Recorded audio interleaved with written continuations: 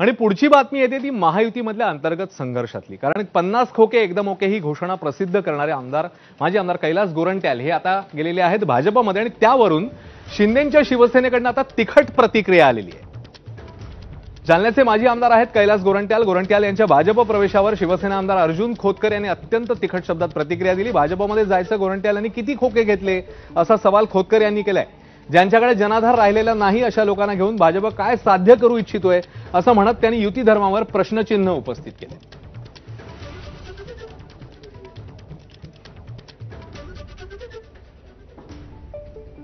हो बरोबर आहे। 50 ओके एकदम ओके असं एकदम कार्टून सारखं, म्हणजे जसं कार्टून असतं ना ते कार्टून सारखं येऊन ते टीव्हीवर बोलत होते।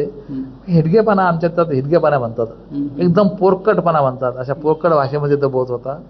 पण आता याने किती खोके घेतले मग भारतीय जनता पक्षात जायचे, भारतीय जनता पक्षामध्ये जायचे किती खोके घेतले असं म्हणावं का आता आम्ही? ते मला माहिती आहे याच्या पाठीमागं कोण आहे, त्यांना उघडं करू आम्ही काही दिवसांनी, त्यांना उघडं करणारच आहे काही दिवसांनी। ठीक आहे, त्यांची कुमकुमी असेल तर जरूर एखाद दिवशी। हे स्थानिक षडयंत्र आहे वरिष्ठांच्या कानावर? 100% स्थानिक षडयंत्र आहे। स्थानिक लोकांनी